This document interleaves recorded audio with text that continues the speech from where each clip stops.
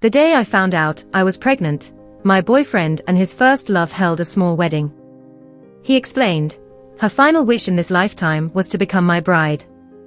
And what about me? What was I considered?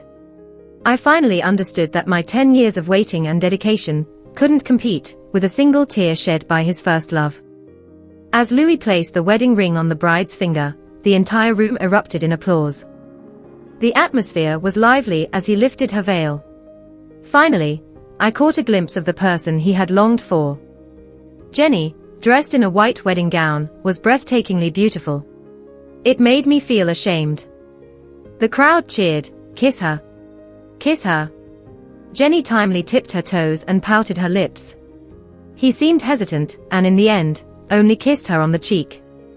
Just then, he saw me under the tree. It was a wedding held in the hospital, adding a touch of romance and warmth to this usually solemn place. And this man, who said he would love me for a lifetime, my boyfriend who promised me a perfect wedding, was now holding someone else's hand, making a lifelong commitment to them. And I just stood there blankly, my hands and feet ice cold. A gust of wind passed by, sending a chill over my face. This wedding was forced to pause because of my presence. Who is that? What is she doing here? It couldn't be a wedding crasher, she pales in comparison to the bride. All the guests' eyes were fixed on me. They frowned, disapprovingly. As if I were the villain. I was the one preventing this perfect love story. Jenny also saw me. She lightly frowned, looking like a flawless sculpture. Louis, in a panic, let go of her hand and moved to chase after me. "Coco, wait." Jenny held onto his arm, tears in her eyes, looking at me with pity. "Louis, this wedding can't proceed without a groom." This resolute and composed man hesitated. He gazed at me, but his body leaned towards Jenny. What was I waiting for? To wait any longer would only be self-deprecation. He wouldn't choose me. I turned and left. "Coco." Louis took a few steps towards me. Someone's voice hoarsely shouted behind him, "Jenny." Chaos ensued. He still didn't catch up. The whole night, I didn't sleep. Louis didn't come back either. Our chat interface still held the last message, "Louis, when you come back, I have a surprise for you." Little did I know, he first gave me a huge surprise. On the day I found out I was pregnant, my beloved held someone else's hand and walked down the aisle into matrimony. I thought he was away on a business trip. I thought he was too busy to even reply to messages. But he was busy getting married. My waiting and surprises, everything I did, became a joke. The crumpled pregnancy report was no longer necessary. When I met Louis, he had just broken up with Jenny. His career and love life crashed. And my presence. It was just a coincidence. I provided him comfort and encouragement. I accompanied him from his lows to highs, a whole 7 years. 7 years. Later, he said he wanted to marry me. I thought it was out of gratitude or guilt. But he said, "I don't know when it started, but my gaze landed on you, and since then, I haven't been able to look away." In that moment, I couldn't describe my emotions. The truth was, he didn't know. Long ago, he had already left a mark on my heart. It was me, always chasing after his shadow, and on that day, my unrequited love finally blossomed and bore fruit. I thought I could keep the clouds away, and see the moonlight. That's what I thought. But Jenny's appearance shattered all my illusions. It was just self-deception. He never forgot her. As the last light faded from the sky, I finally decided to leave. Just as I finished packing my suitcase, there was a commotion outside the door. Louis came in, looking weary. "Coco, that wedding was incalculable." I looked at him in silence, not saying a word. Jenny has ALS, and she wanted to be a bride one last time. In that moment, was his pain because of my lack of understanding or Jenny's imminent decline? I couldn't tell. Probably the latter. He rarely felt sad because of me. When I went to see her today, she was wearing a wedding dress, asking me to accompany her through the upcoming stages. An indescribable sadness lingered in the furrow of his brow. Coco, I couldn't refuse, she's dying. Refuse? Did he ever consider refusing? At the wedding, his smile couldn't be faked. He married the person he longed for in his youth. He had dreamed of marrying her.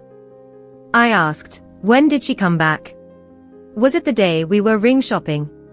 In fact, everything was traceable. That day, he received a phone call. Normally composed and self-contained, especially with his career soaring over these past years, he rarely showed his emotions. But on that day, he suddenly seemed distracted. There was a sorrow and urgency in his eyes that I couldn't decipher. He said there was a business issue that needed urgent attention. I believed him. Later, he went on a business trip for a few days. When he returned, he was often lost in thought. During that time, I always tried my best to cheer him up. I truly thought he was facing a difficult problem, and I hoped I could share his worries. But it turned out, he was worrying about another woman. I asked him, were you with her during those days you were away on a business trip? He remained silent. He never bothered to lie to me, but ultimately he made an exception for Jenny. I suddenly realized that I seemed to no longer recognize him. But those features, his calm eyes, his indifferent lips, all unmistakably belonged to him. I chuckled self-deprecatingly, Louis, forget it. He didn't respond, standing in front of me, steadfast and unmoving. His lips were tightly pressed together. His Adam's apple bobbed, as if he had something to say. But he said nothing. I pushed the suitcase, preparing to go past him and leave. However, he grabbed my wrist, his brows furrowed, his voice hoarse, Coco, don't leave. I shook off his hand. I went to the hospital for a checkup and then scheduled surgery. Just as I arrived downstairs, I ran into Jenny. She smiled warmly at me, introducing herself openly, hello, I'm Jenny. She was a ballet dancer. Graceful physique, beautiful appearance. Standing next to her, the contrast was clear. When Louis faced a career failure, she left him decisively to study abroad. Perhaps people always yearn for what they can't have. The unattainable always seems the best. That's why Louis has been pining for her all these years. And someone like me, rushing in, naturally won't earn his cherish. Louis told me, you are his fiancé. She said this, with a raised chin and a wry smile. She was clearly showing off. Being a fiancé, so what? He's still going through a wedding ceremony with her. He's still reciting vows of a lifetime with her. To her, I am just a joke. About the wedding, Louis probably has already explained it to you. I didn't want to say much to her. The bitterness in my mouth grew. He's already detached from me. I won't compete with a dying man. I'm not that presumptuous, nor am I that despicable and vulgar. She wants something, let her have it. I walked away quickly. Jenny seemed to have something more to say. As she chased after me, she stumbled and fell to the ground. Louis appeared at that moment. In that situation, he furrowed his brow slightly. He quickly went over and helped Jenny up. His movements were gentle, as if afraid that a little more force would shatter her. When his eyes met mine, they held a tinge of sternness and reproach. Coco, Jenny is a patient. Jenny is a patient.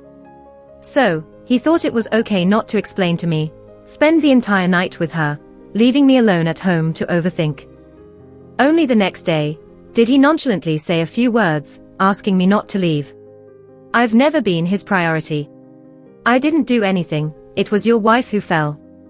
I exaggerated the two words your wife, my tone mocking. His brow creased even more.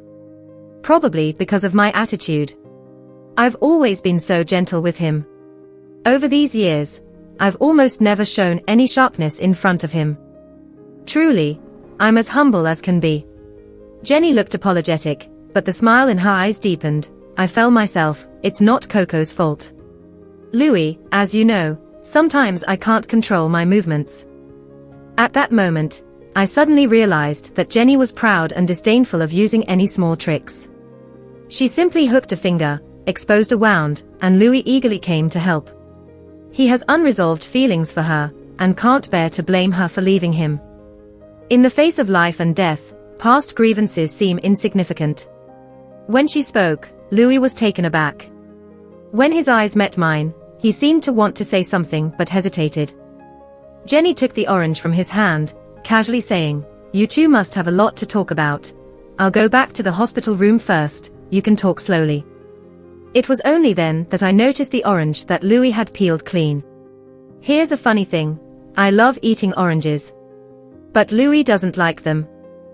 When we had just started dating, he took me to dinner with his friends. He introduced me to his friends, a gesture that made me feel secure. At that time, I didn't fully understand his likes and dislikes. To get closer to him, I offered him a piece of orange cake.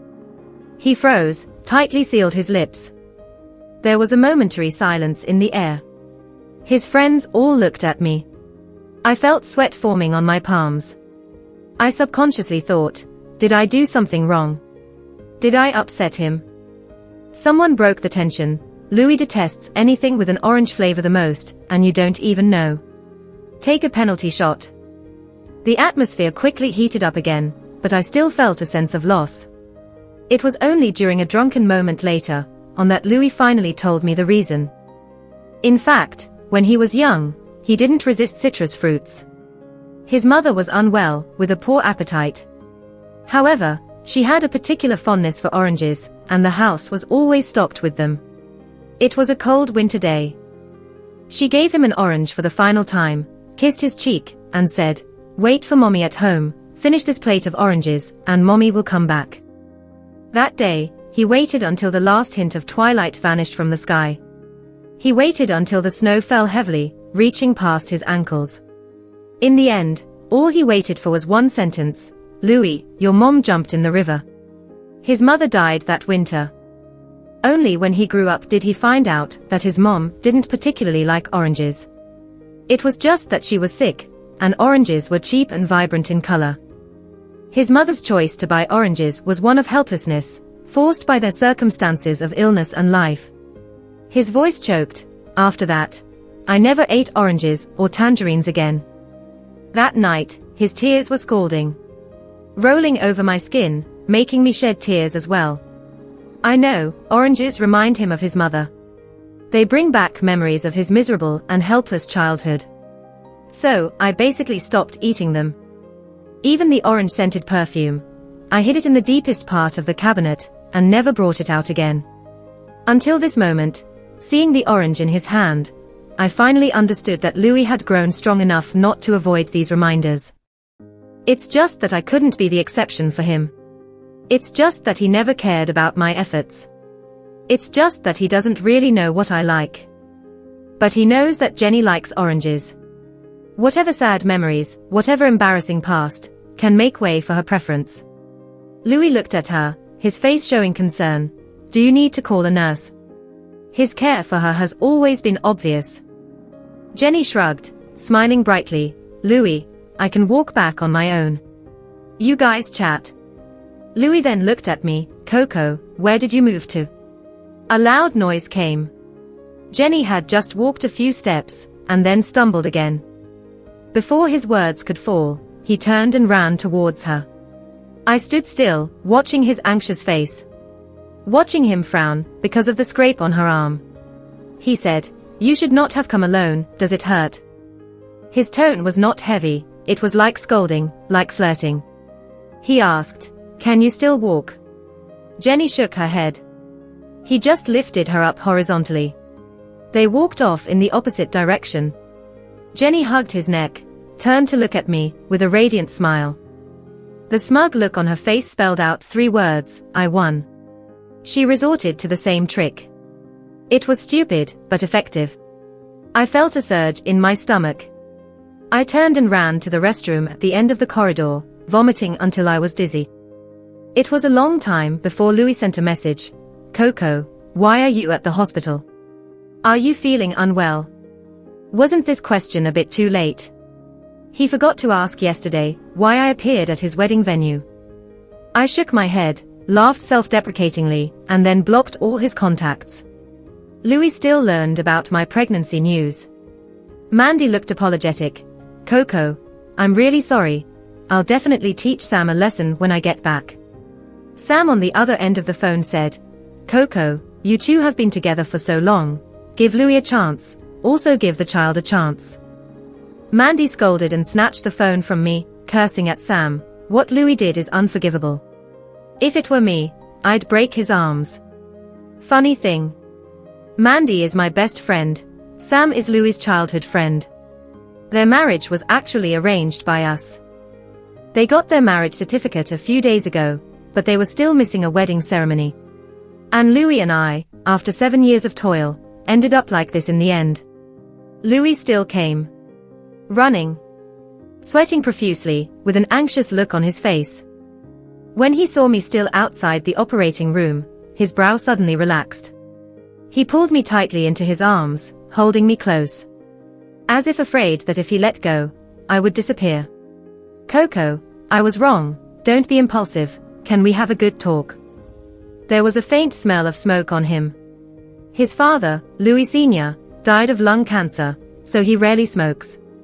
Only when he's really stressed, will he have a cigarette. These days, he had been running around, looking for medical help for Jenny. People started asking me about my health. They were asking me if everything was okay. These people really thought I could make Louis so worked up. It's ridiculous. What was even stronger than the smoke smell was the scent of jasmine.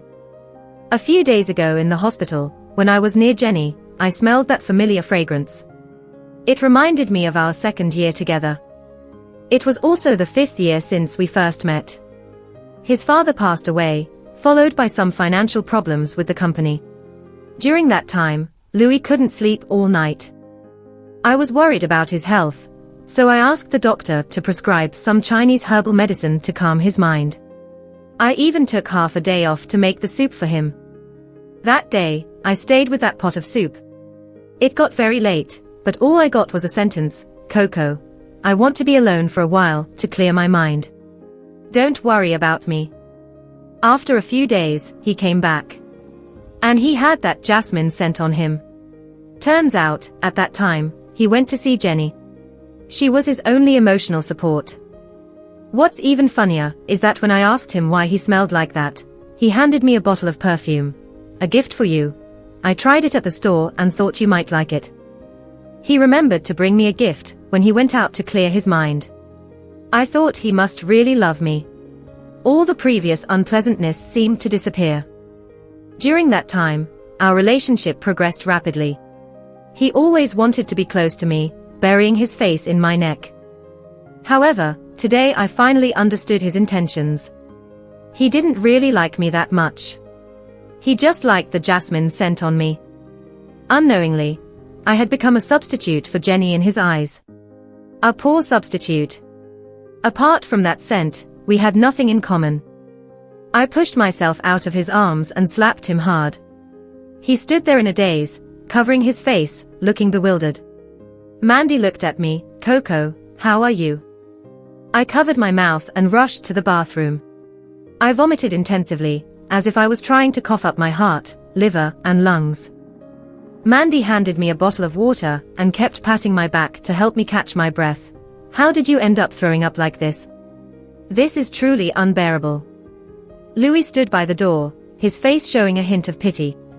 Several red fingerprints stood out on his fair cheeks. I glared at him with hatred. Do you know how nauseating you are to me? You deliberately chose that perfume, didn't you? The same scent as Jenny's. Of course, he knew what I was talking about. In an instant, his face turned pale. What was he thinking when he did all this? Didn't he find it nauseating himself? Coco, listen to my explanation. At that time, I didn't understand. I thought that scent made me feel at ease. Later, I realized that it was you who brought me comfort. Coco, I really want to marry you. I sneered. Okay, here's the deal, choose between kicking Jenny out of our lives or setting clear boundaries between us. From now on, you won't appear in front of me. Louis seemed to hesitate. Mandy protested, what are you hesitating for? Of course, choose Coco. You've known each other for 7 years and been together for 4 years. Have you forgotten all of that? But Louis didn't see it that way. He muttered to himself, but she's dying, Coco, she's dying.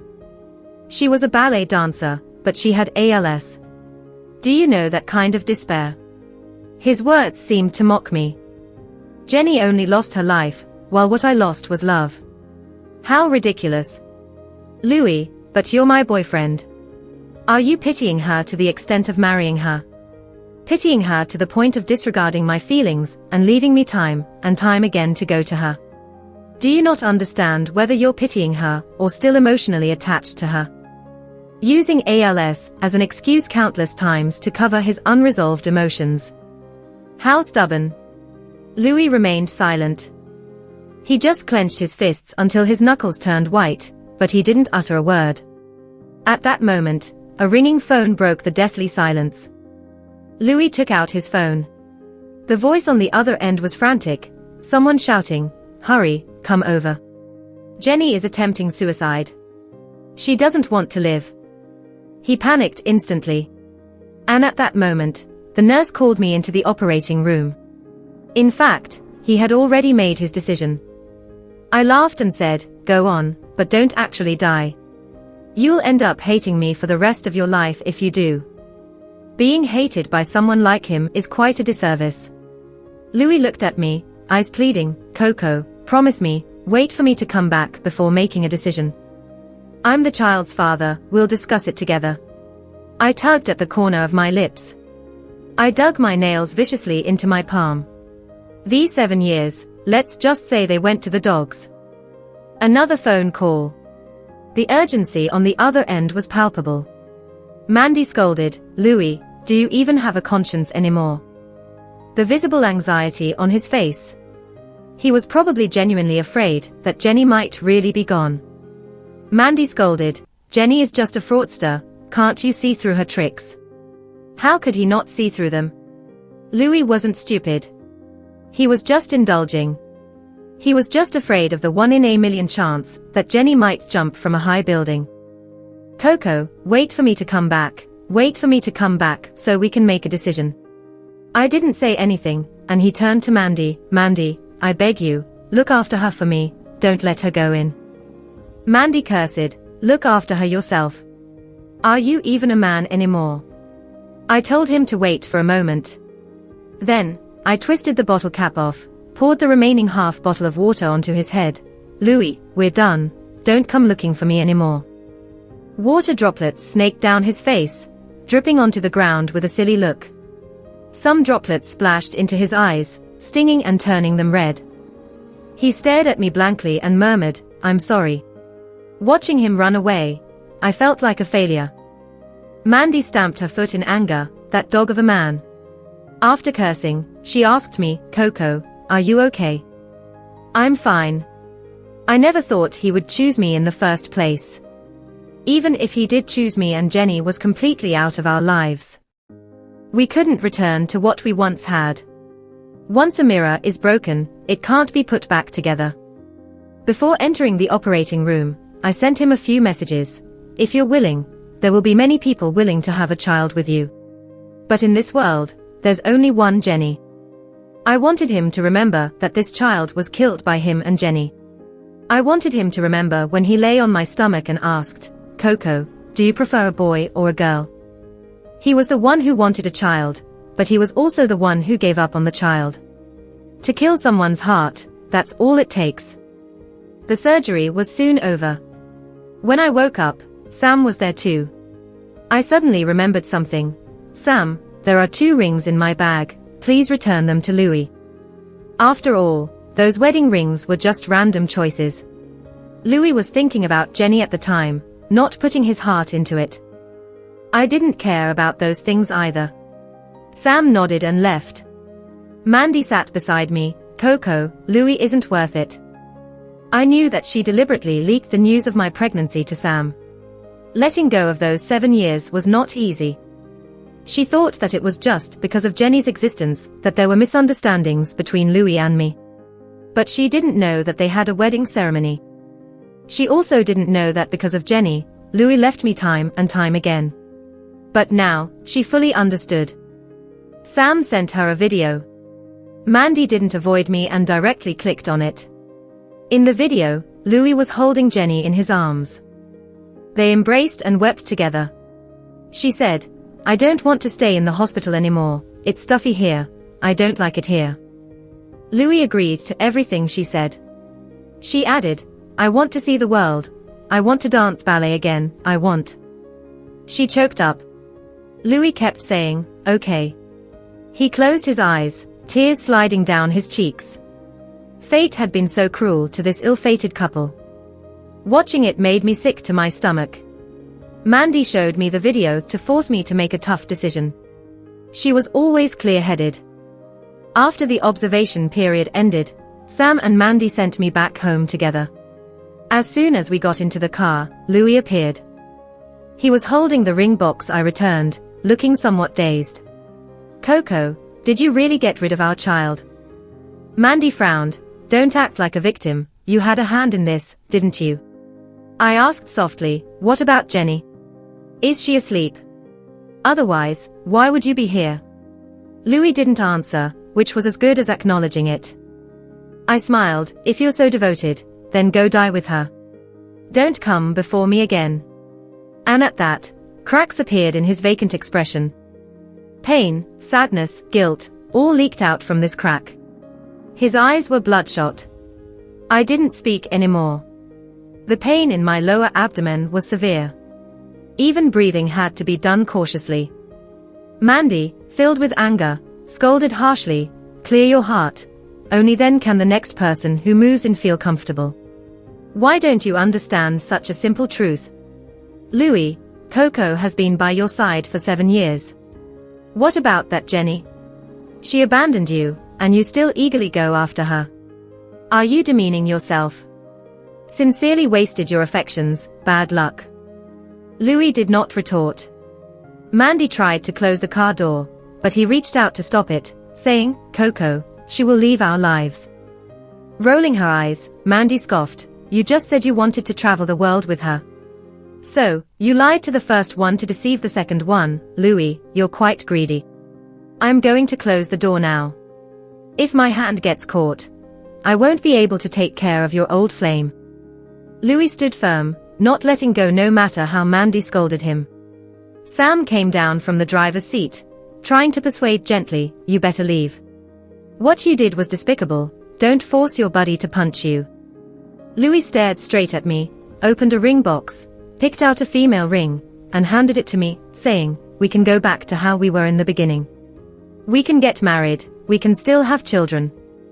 Sam shook his head and proceeded to remove Louis' fingers one by one. Trembling, Louis looked at me. His plea was almost overflowing. The car started. I glanced at the rearview mirror. Louis stood still, watching me leave for a long time. He knew the consequences when he decided to leave me. Just putting on a mournful appearance to show his depth of emotions. Following where Mandy's gaze pointed, she sneered, "What a show." In the following days, I focused on taking care of myself in the rental house.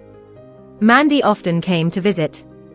She said, "Louis is pestering Sam every day, asking for your address. I'm fed up." I smiled and continued eating the orange pudding in my hand. One day, I received a call from Jenny. She wanted to meet and talk. I agreed eagerly. When I arrived at the coffee shop, she was already seated. Setting aside our grievances, Jenny was the kind of girl who would impress anyone. She was truly beautiful. She said, "Throughout these years, you have taken care of Louis. Do you know the impression you give right now? Just like a proud thief, clearly knowing that you are stealing from others, yet feeling no shame, but rather feeling pleased with oneself. Quite shameless."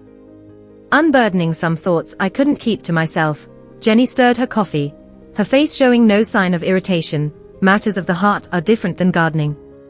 "I'm dying, so I gave up everything to get it back. If you have to blame someone, blame me for giving you 7 years, but you still haven't captured his heart." When she said that, chin raised, a victorious smile on her face. It seemed she truly believed that her death would forever seal Louis' love for her. No one could replace her. Amused, I said, when you're dying, what can you still hold on to? If you have the ability, make sure Louis can't marry without you, die together with him. Jenny, I know the living can't compete with the dead. But after you die, can you guarantee he won't meet someone like you again? She knew Louis' advantages better than me. Exceptional looks, abundant assets. It was easy to attract a constant stream of admirers.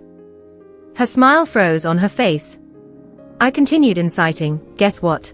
After you die, will he be yearning for someone who's been dead for years, or someone like me who's within his reach, but he can't have? I took a sip of my bitter coffee. Jenny, you know better than me how weak Louis is. Is he yearning for you, or clinging to you? She pressed her lips tight, not uttering a word. It seemed she couldn't figure it out herself. Dying beautifully in his arms, perhaps he would remember you longer.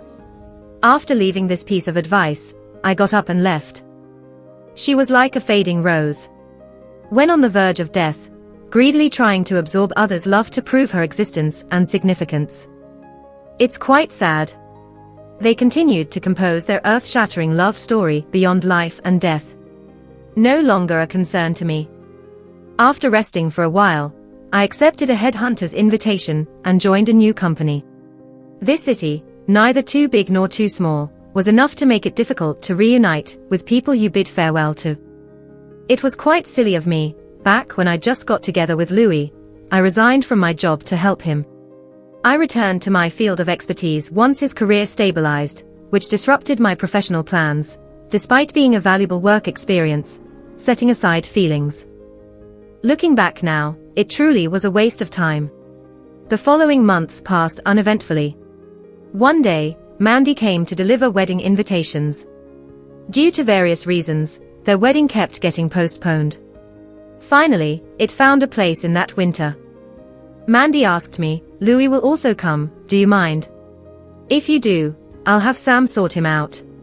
Sam and Louis have known each other for a long time. They had agreed to be each other's best man. Of course, the wedding shouldn't be affected because of me. I shook my head, you both should enjoy your wedding however you like. The wedding day arrived quickly. Louis, as the best man, followed behind Sam to pick up Mandy. He looked handsome in his suit, just like the first time we met. He probably doesn't remember. But I do. It was an autumn day. I was sitting in the pavilion on the back hill of the school, suddenly missing my mom. If she were here, she would definitely cook me braised pork. And after I finished eating, she would push me to keep working hard. But she's no longer here. I stood at the top of the mountain. There was a moment when I felt like jumping off regardless. And at that moment, I saw Louis. At that time, he had just succeeded in his business, looking sharp in his suit and full of vigor. He stood by my side and casually said, "This is the best spot for the school's view, you can see the rainbow from here." I followed his gaze and indeed saw a rainbow. It was so beautiful and enchanting. I suddenly felt relieved, as if the heavy weight on my chest wasn't so heavy anymore. It might have been just an offhand remark, but I remembered it for many years. It wasn't until 3 years later that I met him again. It was followed by 7 years of entanglement.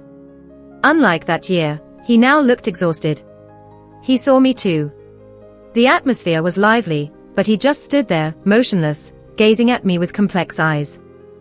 I turned to the side, helping Mandy adjust her dress, trying to avoid his gaze. Sam carried Mandy downstairs. There were many people. A child accidentally pushed me, and as I seldom wore high heels, I suddenly felt unsteady. Just as I was about to fall, Louis caught me. In that moment of physical contact, I smelled that mix of cigarette smoke and jasmine fragrance.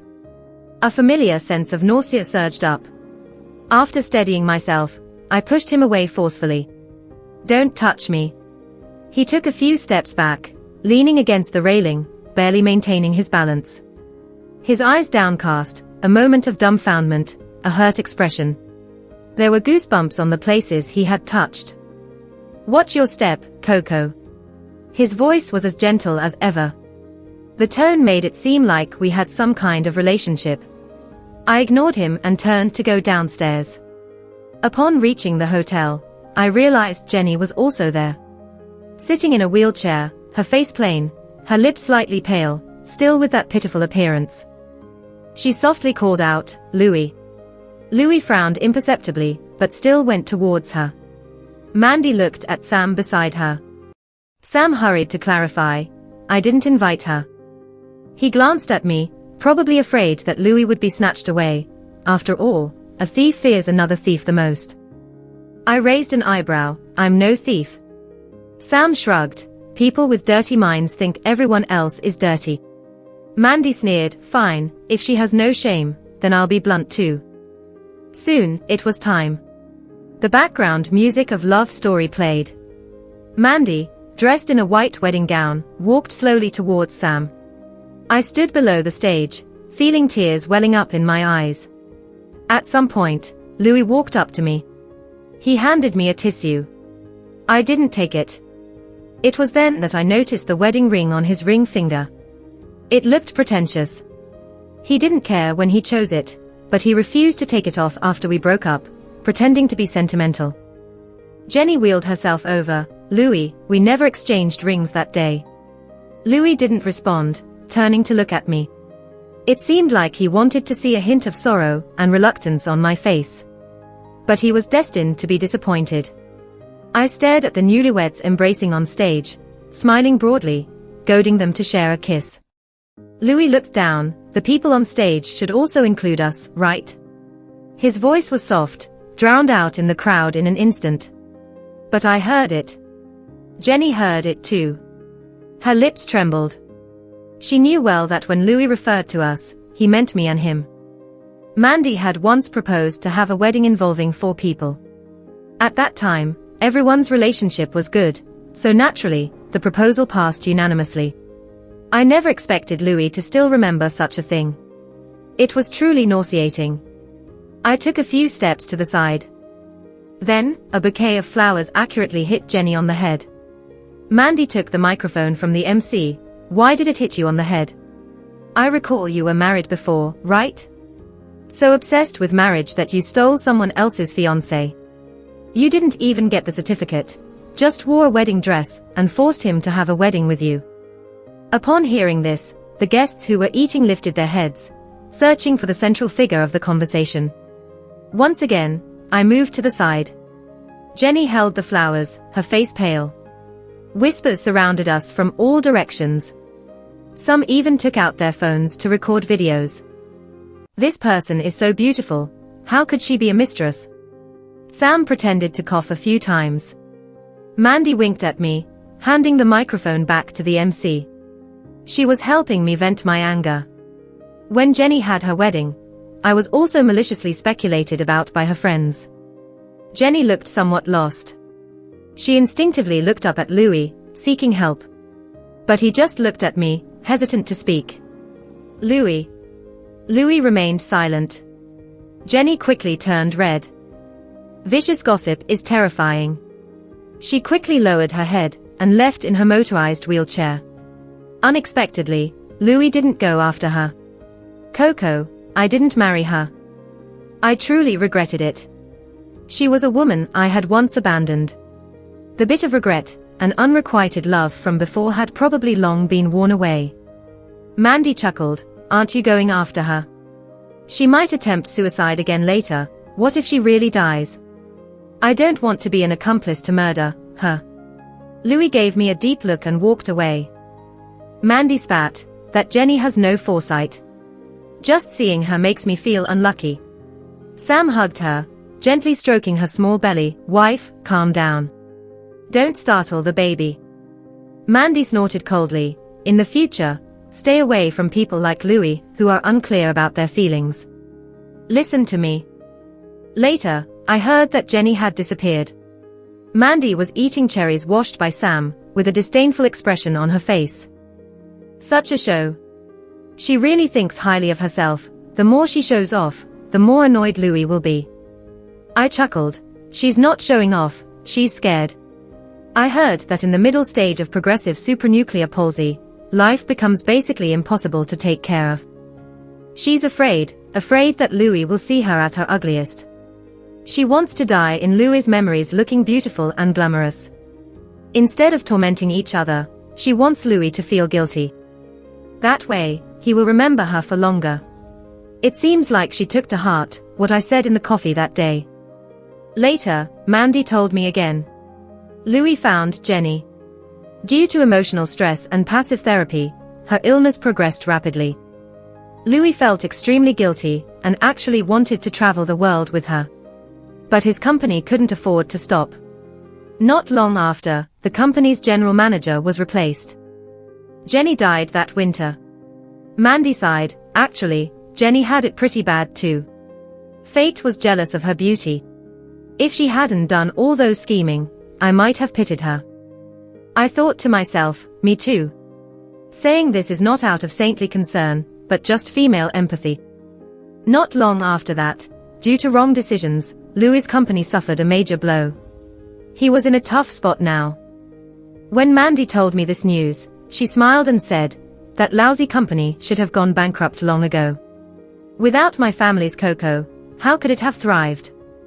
I nodded repeatedly while reviewing project proposals on the computer. It's a good thing to have gotten out early. Eventually, Louis came looking for me. In fact, he had found out my address long ago. Some time ago, I woke up in the middle of the night and went downstairs to the bathroom in the dark. Somehow, I glanced downstairs.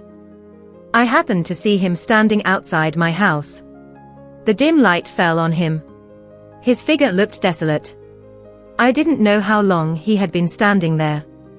Cigarette butts surrounded his feet. I quickly pulled down the curtains and didn't look again. This time, he looked much thinner. He was meticulously dressed up, but still couldn't hide the fatigue. He still wore the wedding ring on his ring finger. Coco, can I come in? I stood at the door with my arms crossed. If you have something to say it here. Seeing my firm attitude, he didn't insist. Coco, I miss you a lot. He sighed, his tone filled with sorrow. The day Jenny died, I wasn't as sad as I thought I would be. But every day without you, I feel incredibly miserable. Coco, I can't live without you. How can I go on without you? He was naive.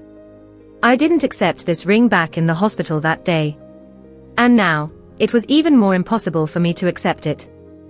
I retorted, what, after losing a crush, you finally remembered me as your backup plan? He may have come to me with some sincerity, but more likely, he saw my value and wanted me to accompany him in his comeback. His downfall was his own doing, he couldn't blame anyone else. Louis frowned. Coco, don't be like this isn't like you. Mandy and I have always been on the same wavelength. But he didn't cherish it. He said firmly, you can't just move on from our 7 years that quickly. I shook my head with a smile. I can pick up and put down things easily. He was still deceiving himself. Louis, do you think everyone is as fickle as you? He pursed his lips and said, we never got married. I sarcastically replied, what's the point of telling me this? Hoping I'll praise you for being faithful and strong. By belittling your love for her, you're trying to magnify the depth of feelings you have for me, Louis. That makes me sick. Couldn't live without you. Did he say the same thing to Jenny too? I regret that we tangled up for so many years. It wasn't until Jenny returned to her country that I saw his true colors. I pretended to close the door. Sorry. I have to do my makeup, my boyfriend is waiting for me. Louis looked surprised. I don't believe it. You don't believe it? I raised an eyebrow, finding him quite ridiculous. Look downstairs, the one driving the Lamborghini. That's my boyfriend, taller, handsomer, younger than you. He actually walked to the end of the corridor and looked out the window. Then his face turned ashen. I closed the door. Over the phone, the newly arrived intern spoke cheerfully. Sister, when will I be converted to a regular employee?